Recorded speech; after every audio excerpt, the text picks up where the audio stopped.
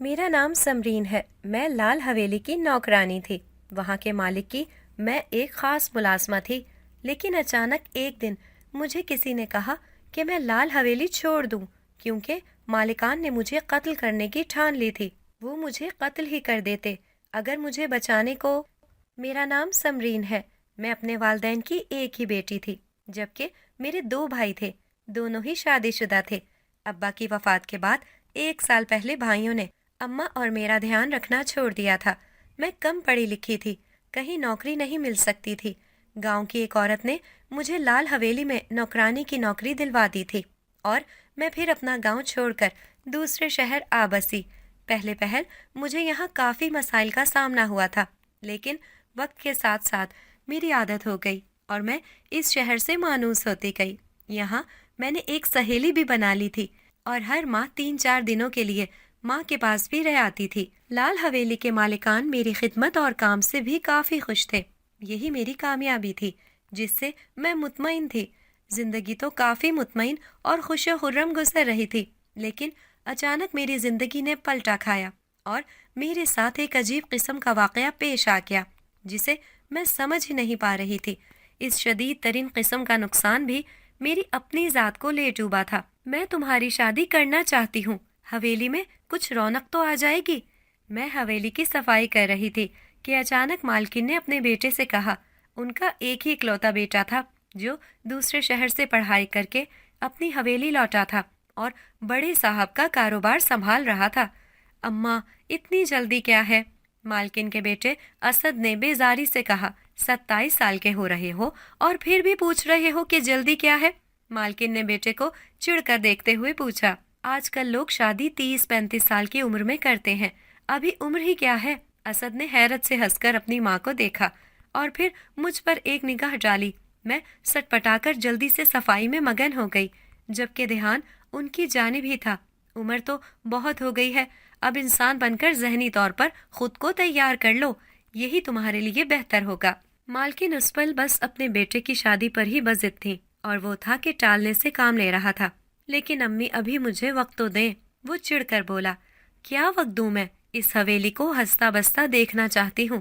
मैं उनकी बात का मकसद बखूबी समझ चुकी थी, लेकिन फिर भी खामोशी से बस काम किए जा रही थी। अच्छा ये बताएं, लड़की कौन सी मेरे पल्ले बांध रही है?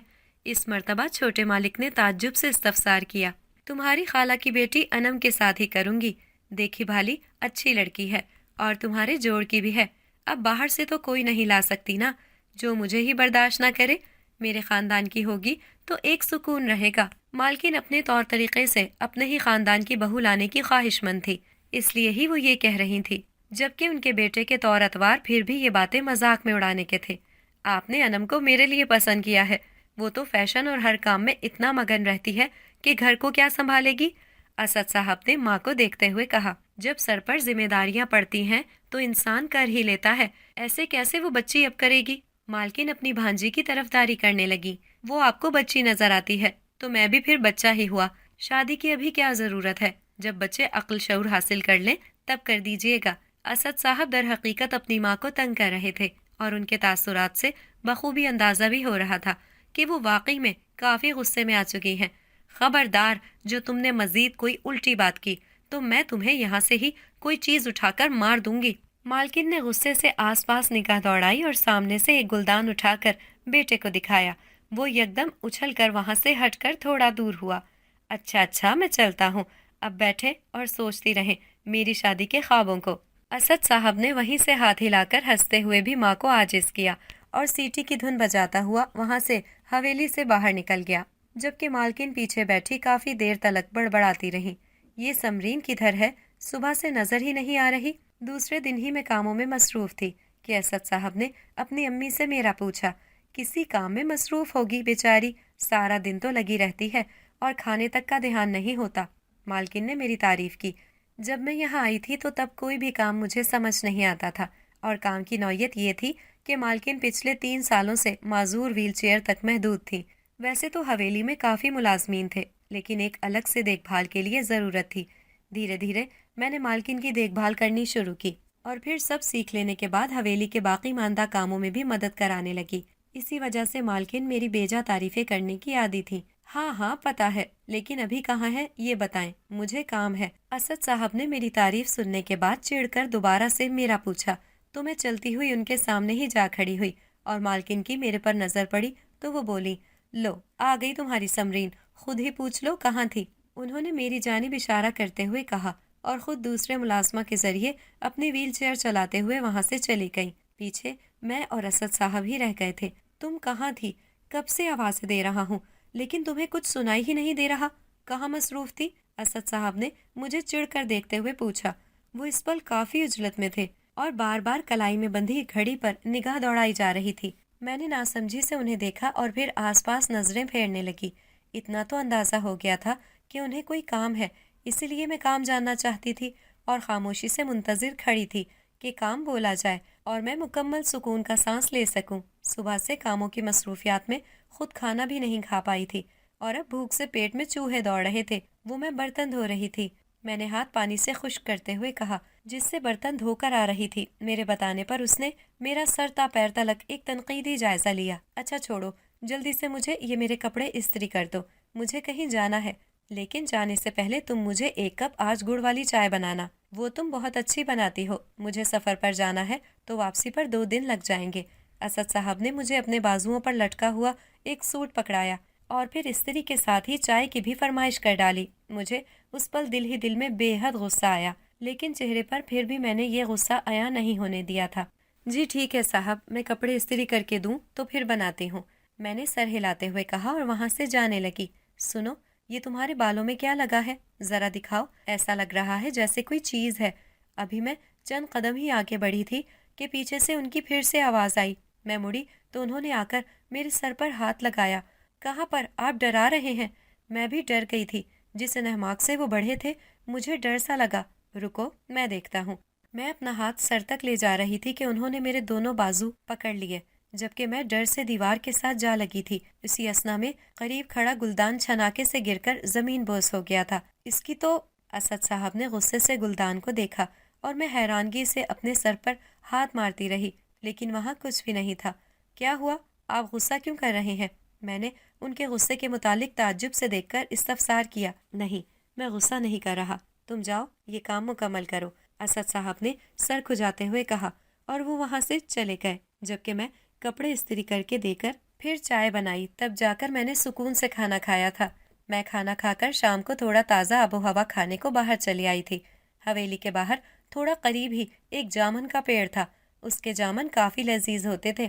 میں ہمیشہ جب حویلی کے کام کاج کر کے فارغ ہوتی تھی تو جامن کھانے چلی جاتی تھی۔ کھانا کھا کر میں جب جامن کے درخت کے پاس گئی، چند جامن توڑ کر کھاتی رہی، لیکن مجھے یوں محسوس ہوا جیسے کوئی مجھے دیکھ رہا ہے۔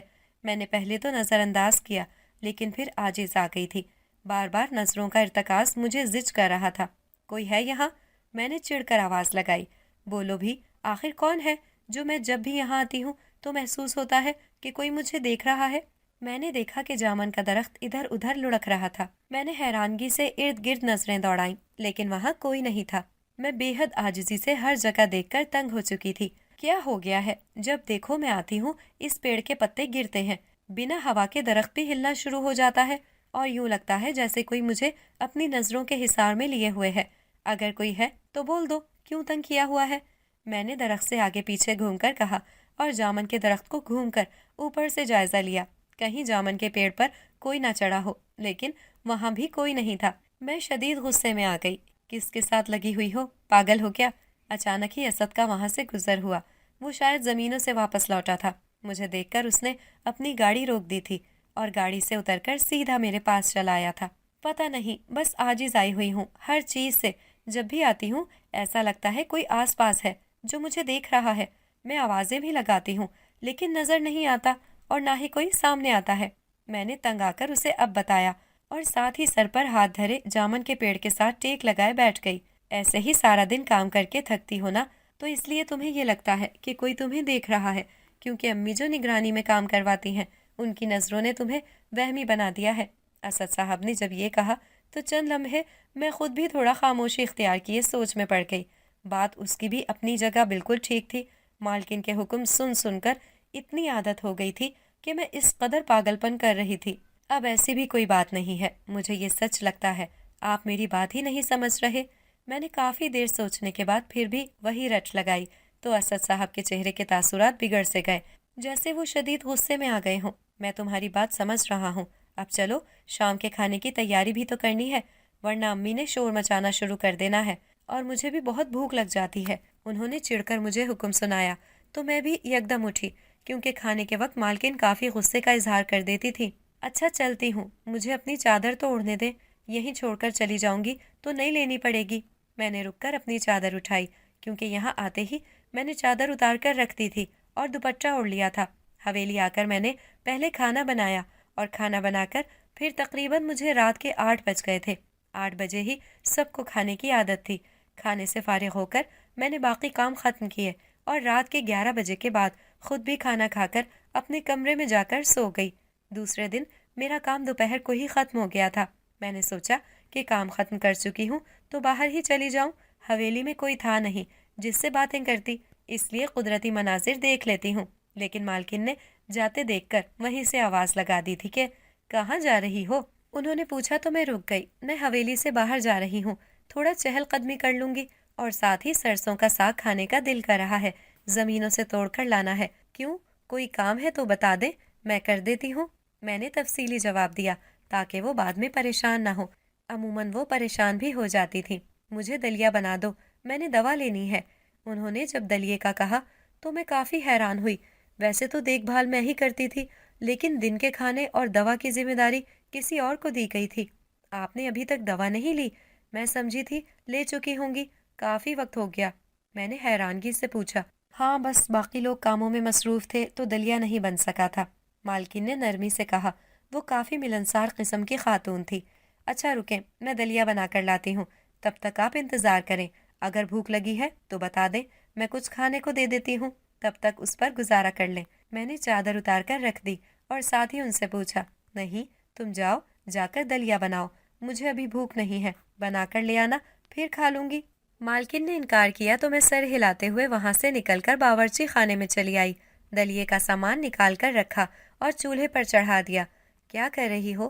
اچانک ہی اسد صاحب وہاں چلے آئے۔ کچھ نہیں، دلیا بنا رہی ہوں، کچھ چاہیے تھا تو بتا دیتے، میں کسی کے ہاتھ دے دیتی۔ میں نے مصروف انداز میں جواب دیتے ہوئے وجہ پوچھی وہاں آنے کی۔ ہاں تم بس، وہ کہہ کر میرے قریب آ رہے تھے کہ اچانک قریب رکھے برتن گر کر زمین بوس ہو گئے اور شور کا تسلسل بڑھ کر یکدم معدوم ہو گیا۔ کیا مطلب؟ میں نے برتن کے شور ختم ہوتے ہی ترچھی نگاہ ڈالتے پوچھا۔ ایک تو میں جب بھی تمہیں کسی بات کا کہنے آتا ہوں، یہ برتن یا چیزیں کیوں گرنا شروع ہو جاتی ہیں؟ برتنوں کو تو درست جگہ پر احتیاط سے رکھا کرو۔ اسد صاحب نے قدرے عجیب نظروں سے دیکھ کر مجھے چڑ کر حکم دیا اور وہاں سے چلے گئے۔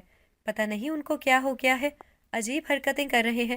خیر جانے دو، کیا کہہ سکتی ہوں، دلیا بنا لوں، پھر جانا بھی ہے، دیر ہو جائے گی، میں نے بڑبڑا کر خود سے کہا، اور پھر دلیے کی جانب متوجہ ہو گئی۔ میں مالکن کو کھانا اور دوا دے کر ہی حویلی سے نکلی تھی۔ جب باہر آئی تو موسم بے حد پیارا تھا، یوں لگ رہا تھا کہ جیسے ابھی بارش ہو جائے گی۔ ہلکی ہلکی ہریالی چاروں جانب موجود تھی، اور تھوڑی بہت ٹھنڈ نے بھی مزہ دوبالا کر دیا تھا۔ میں جامن کے درخت کے قریب جا کر کھڑی ہو گئی۔ چند ایک دانے مجھے نظر آئے جنہیں میں نے توڑ کر وقفے وقفے سے منہ میں ڈال لیے تھے۔ تم لال حویلی سے بھاگ جاؤ۔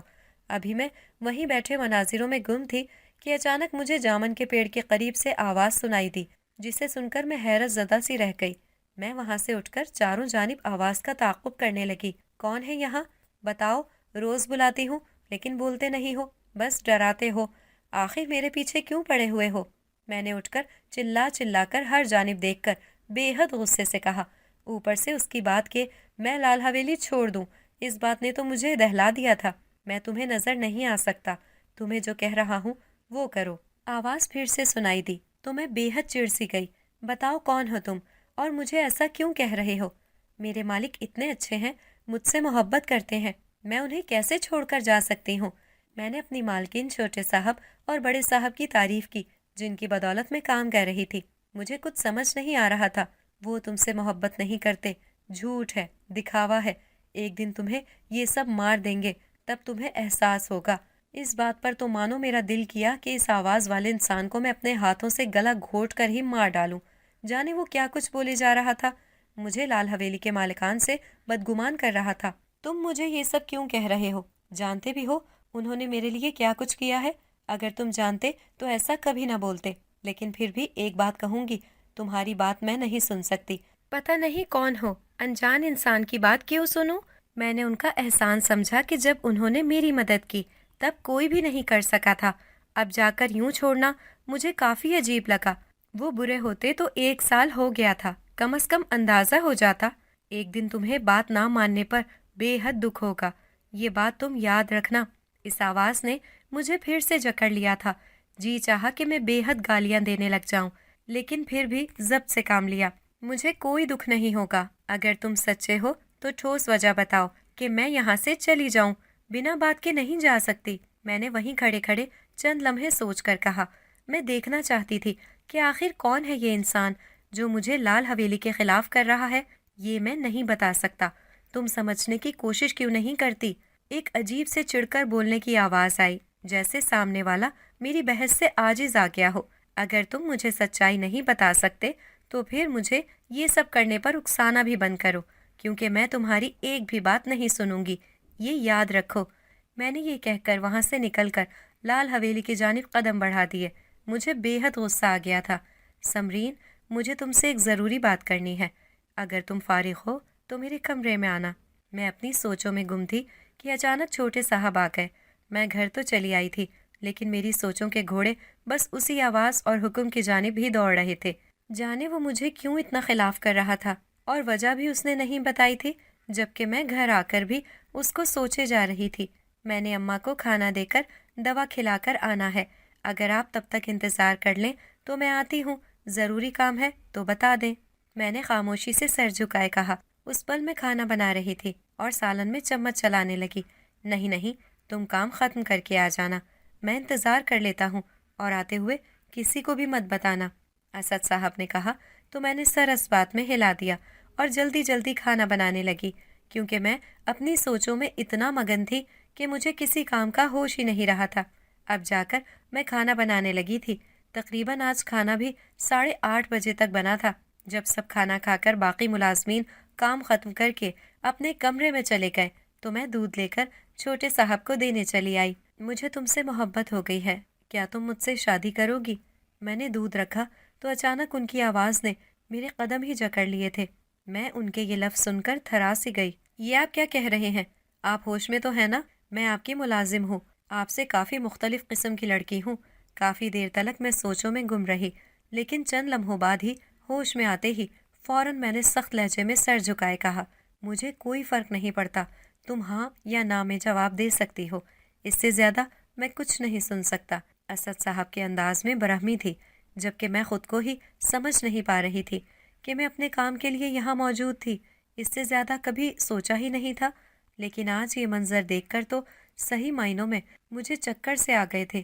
لیکن ایسے کیسے؟ میں سمجھنے سے قاصر ہوں، میں نے ناسمجھی سے سر اٹھا کر کہا۔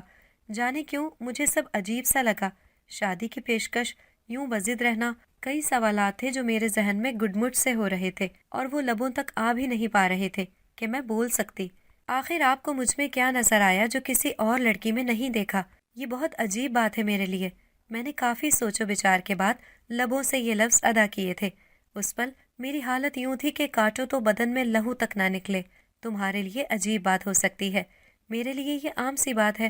اگر تم ہاں کہہ دو بہتر ہوگا، ورنہ انکار کر کے جا سکتی ہو، کوئی زور زبردستی نہیں ہے۔ اب کی مرتبہ اسد صاحب نے شدید سرد مہری کا مظاہرہ کیا، جسے دیکھ کر تو مجھے بھی غصہ آنے لگا۔ بھلا انسان ایسے کیسے کہہ سکتا ہے؟ اور اس کے بعد یہ کہ وہ یوں دھونس جمائے، ایک انسان کی اپنی بھی تو مرضی ہوتی ہے۔ یہی سوچ کر میں کڑھنے لگی۔ مجھے کچھ وقت دیں سوچنے کا، میں ابھی کوئی بھی فیصلہ نہیں لے سکتی۔ میں نے آپ کو کبھی اس نظر سے دیکھا ہی نہیں ہے۔ اچانک یہ سب سن کر میری تو کچھ سمجھ ہی نہیں آ رہا تھا کہ کیا جواب دوں۔ میں نے خاموشی سے سوچ کر چند جملے لبوں سے نکالے اور وہاں سے نکلنے لگی۔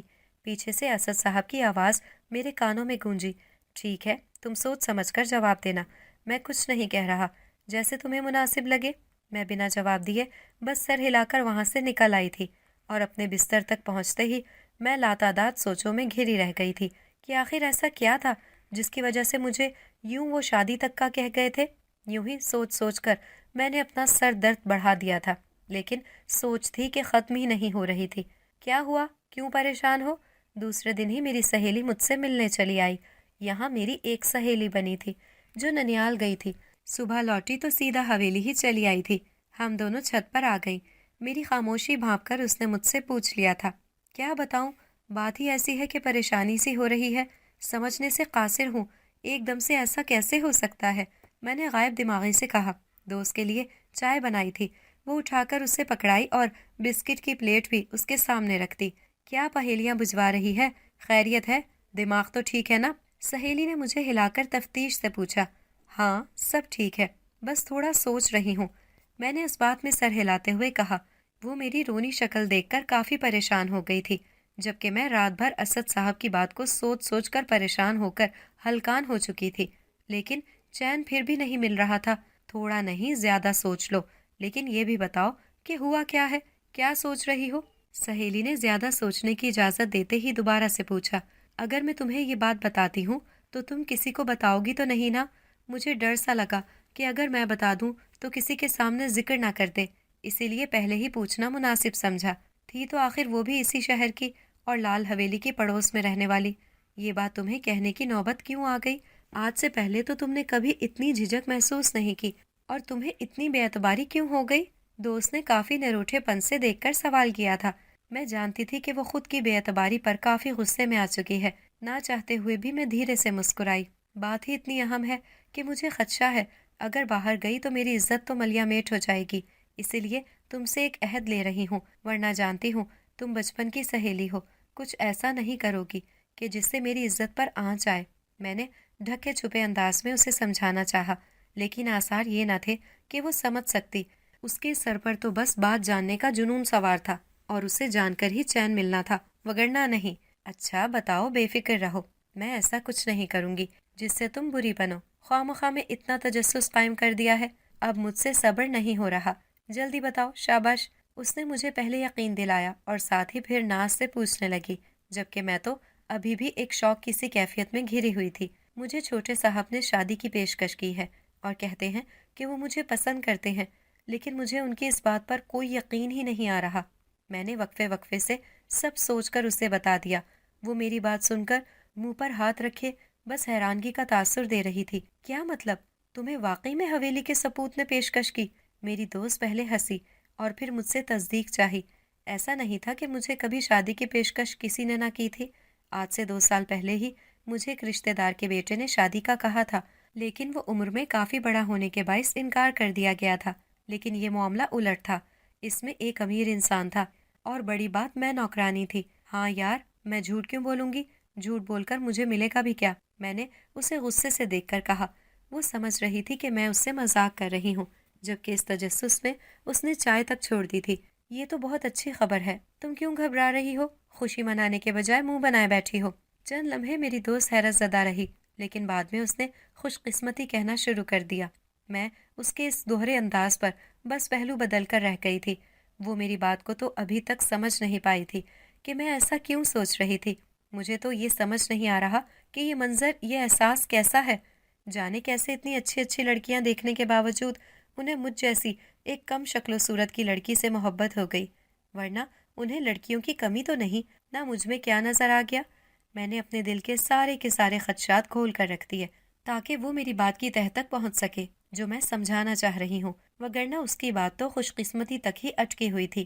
محبت شکل و صورت نہیں دیکھتی، یہ ہو جاتی ہے، انہیں بھی ہو گئی۔ اب تم ناشکری بن کر اپنے ہاتھوں سے اس کا گلا مت گھونٹ دینا۔ میری دوست نے محبت کے پہلو پر غور کرتے ہوئے اس پر بھی ایک لمبا سا فلسفہ جھاڑ کر مجھے قائل کرنے کی کوشش کی، جبکہ میں تو بس مسکرانے کی، کچھ کرنے کا حوصلہ کھونے لگی تھی کہ وہ مجھے نہیں سمجھ سکتی۔ لیکن میں شادی کیسے کر سکتی ہوں؟ مالکن نے اور بڑے صاحب نے مجھے زندہ گاڑ دینا ہے۔ وہ تو اپنے بیٹے کی شادی اپنی بھانجی سے کروانے کی خواہش مند ہے۔ کچھ دن پہلے ہی وہ رشتہ لے جانے کی بات کر رہی تھی۔ میں نے اب کی مرتبہ دوسرے خدشات بتائے۔ لیکن ان کے بیٹے کو تو تم پسند ہو نا؟ میری مانو تو یہ موقع ہاتھ سے جانے مت دینا، راج کرو گی اس حویلی پر اور سب پر۔ وہ مجھے لالچ کی جانب راغب کرنے لگی، جبکہ میں خاموش نظروں سے بس دیکھتی رہ گئی۔ میں سوچوں گی اس بات کے بارے میں بھی۔ ابھی میں چلتی ہوں، جا کر کام بھی کرنا ہے۔ جب تک میں نہیں ہوتی ہوں تو مالکن سب پر غصہ کرتی رہتی ہیں۔ तुम भी नीचे ही आ जाओ, मैंने सर हिलाते हुए कहा, क्योंकि अब नीचे जाकर काम भी करना था। यहाँ बैठकर कौन सा मेरे मसले का हल निकल आना था। समरीन, मुझे तुमसे बात करनी है, ज़रा बात सुनना। मैं सहन की सफाई करवाने वाले मुलाजमीन के साथ लगी हुई थी कि अचानक असद साहब वहाँ चले आए। शादी की पेशकश के बाद हमारा सामना ही नहीं हुआ था, लेकिन अब जाकर हुआ था। वो भी मैं नज़रअंदाज कर देती थी।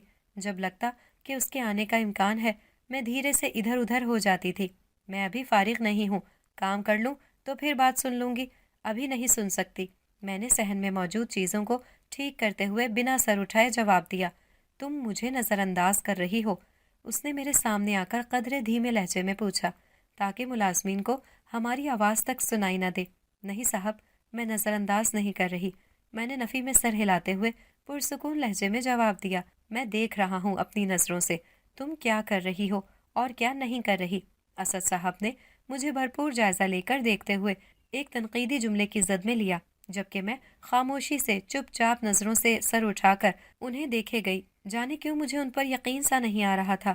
आपको कोई काम है तो बता दें, मैं किसी मुलाजमा से करवा देती हूँ। अचानक वहाँ से मुलाजमा का गुजर हुआ तो मैंने कदरे ऊंची आवाज़ में पूछा, ताकि वो वहाँ से चला जाए और मैं चैन से काम कर सकूं, वरना उसकी मौजूदगी में तो बस मैंने घबराए रहना था या फिर काम करते हुए बौखला सकती थी। वो वहाँ से चला गया था, लेकिन मैं सारा दिन बस इज़्तिराब में रही। शाम गए, काम ख़त्म करके जल्दी अपने कमरे में भी चली आई थी। अभी थोड़ी ही देर गुजरी थी कि कमरे के दरवाजे पर दस्तक हुई। मैंने दरवाज़ा खोला तो सामने ही असद खड़ा था। मेरे बिना कुछ बोलने से पहले ही वो कमरे में दाखिल हो चुका था। आप इस वक्त रात के पहर मेरे कमरे में क्यों आ गए हैं? जाएं यहाँ से, कोई देख लेगा। मैंने उस अचानक हमले पर बिफर कर कहा। मुझे तो यही समझ नहीं आई कि वो यहाँ आया क्यों है। मुझे तुमसे बात करनी थी, दिन के वक्त भी बात करने की कोशिश की थी, लेकिन तुमने तो मुकम्मल तौर पर नज़रअंदाज ही किया हुआ था।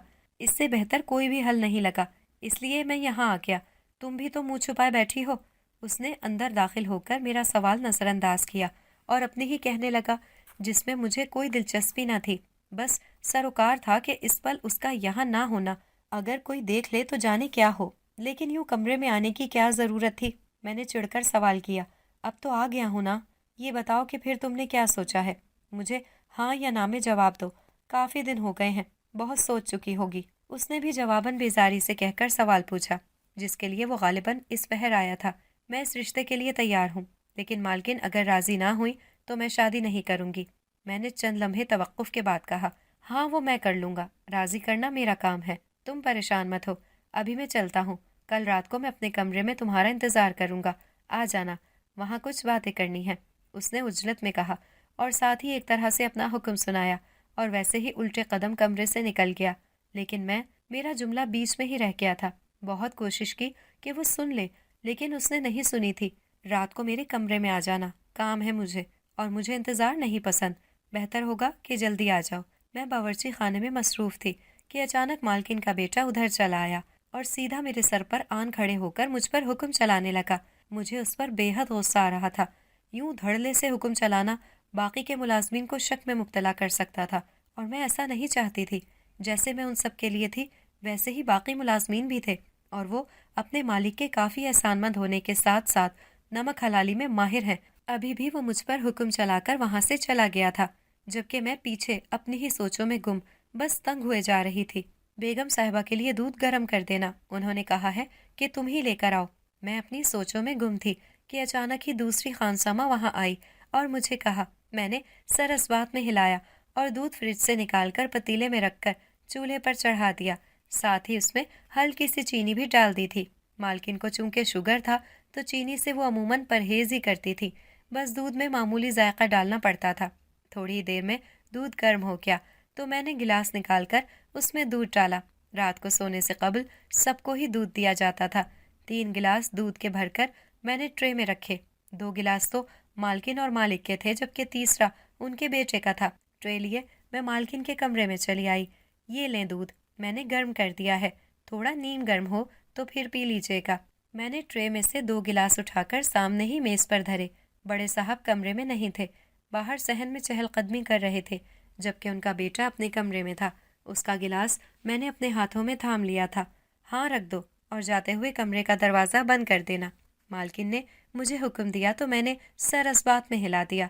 जी कर देती हूँ, आप भी दूध लेकर सो जाएं। मैं भी छोटे साहब को खाना देकर अपने कमरे में जा रही हूँ, मैंने कहा और एहतियात से दरवाज़ा बंद किया और वहाँ से धीरे धीरे कदम उठाती वहीं उसके कमरे की जानिब बढ़ने लगी। ये नहीं था कि मैं पहले उसके कमरे में नहीं जाती थी, लेकिन पहले मैं मुलाजमा थी और अब जब से शादी की पेशकश की गई तब से मुझे झिझक महसूस होती थी। उस पल भी चलते चलते हुए मुझे अपने पैर मन मन भारी महसूस हो रहे थे। मैंने दरवाजे पर दस्तक दी तो फौरन ही दरवाज़ा खोल दिया गया। वो सामने खड़ा मुझे अंदर ले जाने के लिए हाथ बढ़ाने लगा तो मैंने उसके हाथों को कदरे परे धकेल कर खुद ही अंदर चली आई और दूध का गिलास मेज पर धर दिया। इतनी देर क्यों लगा दी थी? असद ने मुझसे देरी की वजह पूछी जबकि मैं बाहर जाने को आगे बढ़ रही थी। बोले, क्या काम था जिसके लिए आपने मुझे यहाँ बुलवाया?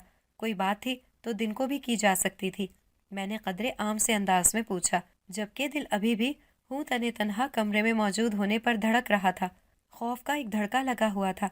अगर मालकिन को पता चल गया तो जाने क्या तूफान मेरी जिंदगी में आ जाए जिसका नुकसान मेरी जात को भुगतना पड़ जाएगा। लेकिन उनका बेटा ये सब समझना ही नहीं चाहता था या फिर समझकर ही नजरअंदाज किए जा रहा था। बता देता हूँ, पहले तुम यहाँ बैठो तो सही, उसने मुझे थामकर बेड पर बिठाते हुए शेरी लहजे में कहा। मुझे बैठने में दिलचस्पी नहीं है, आप बात करें, मुझे जाना भी है। मैंने नफी में सर हिलाया और वहाँ से उठकर जाने लगी। मेरा दिल अजीब से अंदाज में धड़क रहा था, जैसे यूं ही इस खौफ से ही मर जाऊंगी कि अगर मालकिन ने यूं देख लिया तो। तुम बैठो तो सही।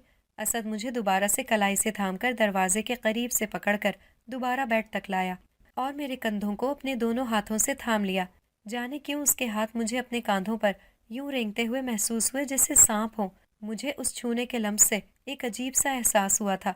आप मेरे कांधों से अपने हाथ हटाएं। मैंने नागवारी से असद के हाथ हटाने चाहे, लेकिन उसकी मजबूत गिरफ्त ने मुझे ही लड़खड़ाने पर मजबूर कर दिया था। हमारी जल्द शादी हो जाएगी, अभी अगर हाथ लगा दिया है तो क्या मुज़ायका है? उसने अपने साबका चीनी लहजे में कहते हुए वही हरकत दोबारा की। अब की मर्तबा मेरे दिल में एक वहम सा जाग उठा था, जैसे कुछ बहुत गलत हो जाने का खौफ या फिर जाने कोई और मंजर। ये बेहतर नहीं है, बराए मेहरबानी हाथ हटाएं, मैंने इस बार थोड़े तल्ख लहजे में कहते हुए पूरी कुव्वत लगाकर असद को अपने करीब से दूर धकेला। तुम गांव की लड़कियों को और कोई काम ही नहीं है। मैंने सोचा था मोहब्बत का जाल बिछाकर अपने मकसद में कामयाब हो जाऊंगा, लेकिन तुम तो बड़ी टेढ़ी खीर निकली। मेरे सर से दूर लड़खड़ाकर जाते ही असद ने सर उठाकर मुझे देखा। उसकी नज़रों में गुस्सा था, अब वबाल सा था, और लहजा भी इस मर्तबा यकलख्त शीरी अंदाज से हटकर गजबनाक सा था। और सबसे बढ़कर इतना बड़ा अंदाज सुनकर ही मैं बेहद दहल गई थी। क्या मतलब? मैंने नासमझी से पूछा। मेरी जबान भी लड़खड़ा गई थी। तुम्हें क्या लगता है मैं तुमसे मोहब्बत करता हूँ? शक्ल देखी है कभी आईने में? तुमसे कौन मोहब्बत कर सकता है? मैं अकल से पैदल लगता हूँ या फिर कुछ और? अरे भाई, तुम लड़की हो और लड़के साफ अपना मकसद पूरा कर सकते हैं, और मैं भी कर रहा था, लेकिन तुम तो तेज हो। लेकिन खैर, अभी ज़बरदस्ती भी की जा सकती है। उसका अंदाज एक एक लफ्ज़ मुझे मेरी औकात दिखाता जा रहा था। मेरे पैरों तले से तो ज़मीन ही सरक गई थी। वो मुझे इस्तेमाल करने को मोहब्बत के जाल में फंसाने का ख्वाहिशमंद था, और मैं उसे इस वजह से अपना नहीं रही थी कि कहीं मुझे गलत तसव्वुर ना किया जाए। मुझे ये दुख ज़मीन पर गढ़ने पर मजबूर कर रहा था। दिल किया कि अपने आप को ज़मीन में ही दफन कर लूं। बाइसे शर्मिंदगी मुझे एक कर्ब लाहक हो गया था। छोड़ो मुझे, दूर रहो। मैं सोच भी नहीं सकती थी कि आप मुझसे ऐसा कुछ करवाने के ख्वाहिशमंद हो, वरना कभी बात तक ना करती।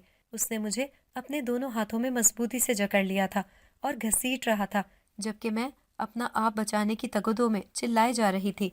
वो मुझे छोड़ नहीं रहा था, जबकि मुझ में इतनी ताकत ही नहीं थी कि खुद को उसकी गिरफ्त से आज़ाद करवा सकती। अचानक ही वहाँ एक धुआं सा इकट्ठा होने लगा। इस धुएं में जाने क्या था कि जिस वजह से मुझे अपनी आंखें जलती हुई महसूस हो रही थी। मेरा सर उसकी वजह से भारी हो रहा था। असद को भी तकलीफ तो हो रही थी, लेकिन फिर भी वो मुझे जकड़े हुए था। मैं हैरत ज़दा थी कि इस पल कमरे में धुआं कहाँ से दाखिल हो गया। तुम्हारी इतनी हिम्मत कि तुम उसको पकड़ो, इसकी इज्जत को दागदार करो। अचानक ही वहां से एक आवाज़ आई। इस आवाज़ को सुनकर मैंने फौरन ही वो आवाज़ पहचान ली थी। धुआं धीरे धीरे छटता जा रहा था और पूरा कमरा बिलाखिर धुएं से साफ हो गया। सामने ही एक खूनख्वार किस्म की शक्ल सूरत का हामिल बड़े कद वाला खड़ा था, जिसे देखकर मैंने तो अपनी आंखें बंद कर ली, जबकि वो असद के गले पर اپنا ہاتھ ڈالے اس کا گلا گھونٹنے کے در پہ تھا۔ وہ بھی تکلیف سے چیخنا چلانا شروع کیے ہوئے تھا۔ کون ہو تم؟ چھوڑو مجھے، کیوں مار رہے ہو؟ اسد نے چلا چلا کر احتجاج کرتے ہوئے اس تکلیف کی وجہ پوچھی تو سامنے والا قہقہے لگا کر ہنسنے لگا۔ وہی ہوں جو تم اس کے قریب آتے ہو تو برتن گرا دیتا ہے، جب تم اس کے آس پاس ہو تو اس کو تم سے بچاتا ہے۔ اب تمہیں بتاتا ہوں ایک لڑکی کو تنگ کرنے والوں کا کیا انجام ہوتا ہے۔ اس نے ہنستے ہوئے اپنی ہنسی روک کر کہا، جبکہ میں اپنی چیخوں کا گلا گھونٹنے کی کوشش کرتے ہوئے اپنے منہ پر ہاتھ دھرے بے آواز روئے جا رہی تھی۔ کیا مطلب؟ کون ہو اور مجھ پر اتنی گہری نظر کیوں رکھے ہوئے ہو؟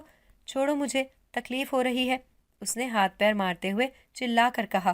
تکلیف کی شدت سے اس کی آنکھیں ابل ابل کر باہر آنے کو بےتاب تھیں۔ خود کو ہاتھ لگانے سے تکلیف ہو رہی ہے، لیکن ایک لڑکی کو تنگ کرنے میں بے حد ماہر ہو، اور ہاں، اتنی تفصیل جان کر بھی تم میرا کچھ نہیں بگاڑ سکتے، کیونکہ میں ایک جن زادہ ہوں اور یہاں حویلی کے باہر ایک جامن کے پیڑ پر میرا بسیرا ہے۔ تمہاری حرکتوں کے بارے میں سب جانتا ہوں۔ اس کو بھی میں نے روکا تھا، لیکن اس نے میری بات پر کان نہیں دھرے۔ اس نے بالآخر بتا دیا کہ وہ ایک جن زادہ ہے، جبکہ میں یہ سن کر ہی اپنے کانوں پر ہاتھ دھرے زمین پر بیٹھتی چلی گئی۔ مجھے اس پل کچھ بھی سمجھ نہیں آ رہا تھا۔ یوں لگ رہا تھا کہ میرا سر پھٹ جائے گا یا پھر میں ہوش کھو بیٹھوں گی۔ جن زادے نے اسد کو صحیح معنوں میں مار مار کر ہلکان کر دیا تھا۔ جب وہ تکلیف سے بے سد زمین پر گر گیا تو اس نے مارنا چھوڑ دیا تھا۔ کہا تھا نا کہ اس حویلی سے چلی جاؤ، لیکن تمہیں تو میری بات سمجھ ہی نہیں آتی۔ اب سکون مل گیا، دیکھ لیا انجام۔ جن زادے نے اسد کو نڈھال چھوڑ کر میری جانب اپنا منہ کیا اور کہا، مجھے کیا پتا تھا کہ یہ سب ہوگا۔ میں نے نم آنکھوں سے جن زادے کو دیکھا۔ اب تم اپنے گاؤں واپس چلی جاؤ اور دوبارہ اس شہر میں کبھی واپس مت آنا۔ جن زادے نے مجھے حکم دیا۔ تمہارا بہت شکریہ جو اس پل تم نے میری مدد کی، ورنہ جانے آج میرے ساتھ کیا کچھ ہو جاتا، جس کا خمیازہ میں ساری عمر بھگت رہی ہوتی۔ میں نے سر جھکائے کہا، اگر پہلے سن لیتی تو شاید اس پل مجھے اتنا دکھ نہ ہوتا، لیکن میں نے جن زادے کا شکر ادا کیا کہ بروقت آ کر اس نے میری عزت بچا لی تھی۔ آئندہ خیال رکھنا اور کوئی بھی غلط حرکت مت کرنا، ورنہ یہ دنیا کے لوگ کالے بھیڑیے جیسے ہیں، لیکن کھال ان کی انسانوں کی سی ہے۔ جن زادے نے مجھے نصیحت کی تھی۔ میں نے سمجھ کر ہاں میں سر ہلایا۔ صحیح کہا تم نے، میں نے یہ یقین کر کے ہی خود کو ایک بڑی مصیبت میں ڈال دیا تھا۔ کاش اس پل تمہاری بات مان لیتی تو آج یہ سب نہ دیکھنا پڑتا۔ میں نے افسوس کیا تھا، لیکن دل میں مدد کے لیے الحمدللہ بھی کہا۔ جو ہوتا ہے اچھے کے لیے ہی ہوتا ہے۔ اب تم اس حادثے کو دل سے لگانے کے بجائے اپنے گھر جا کر آرام کرو اور ایسے لوگوں سے احتیاط کرو۔ جن زادے کی بات سن کر میں نے ہاں میں سر ہلایا۔ وہ وہاں سے چلا گیا اور میں اسد کے کمرے سے چوری چھپے نکل کر وہ شہر چھوڑ کر اپنے گاؤں کی جانب روانہ ہو گئی، اور دل میں تہیہ کر لیا کہ دوبارہ اس شہر میں قدم نہیں رکھنا جس میں میری عزت و آبرو کو ملیامیٹ کرنے کی کوشش کی گئی تھی۔